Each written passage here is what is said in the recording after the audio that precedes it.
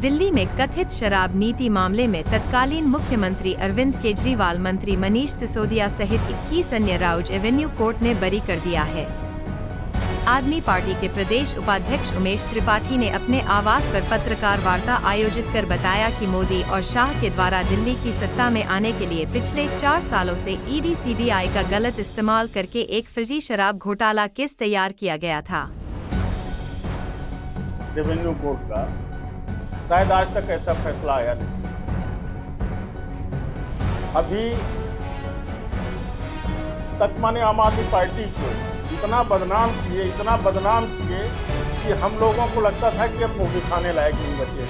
हर जी कर करके और ये जो है तो अपने 4 लोगों को छोड़ दिए थे। तो हर चीज में कभी शीश महल को लेके, कभी आबकारी को लेके, कभी किसी चीज को लेके, और हमारे देश के शीर्ष 5-5 नेताओं को 2-2 साल, 2.5 साल, 3-3 साल तक ये जेल में डाल के रखे और पार्टी को तोड़ने का भरपूर कोशिश की। और दिल्ली में ये स्थिति कर दिए थे कि हर जगह में इनको ये चोर है, ये चोर है, ये चोर है। कल जब से कोर्ट का डिसीजन आया है तो हम लोगों में एक नई ऊर्जा आई है और कोर्ट के प्रति आस्था पहले भी थी और अब भी है कि नहीं, देश में यही सब कुछ नहीं है।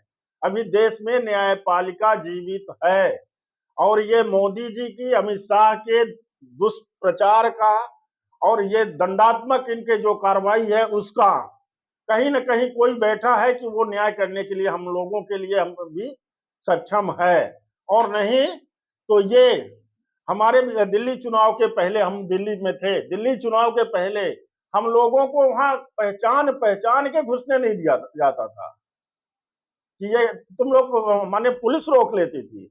वोटिंग के समय हमारे मतदाताओं को पुलिस ने रोका है, वोट नहीं करने दिया है।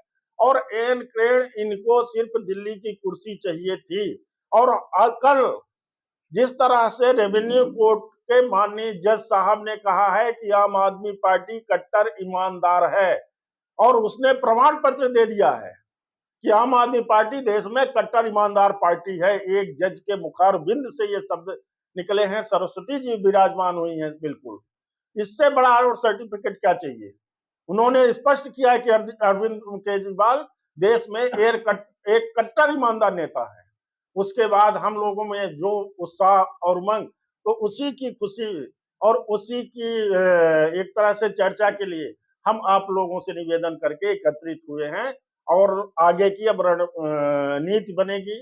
और हम लोग अब भारत देश में इस चीज को लेके और इनके दुष्प्रचार को लेके अब भाजपा के षड्यंत्र को उजागर करने के लिए पूरे देश में अब जन आंदोलन छेड़ेंगे। इसलिए हम आज आप लोगों को आमंत्रित किया। जनता को क्या संदेश दें?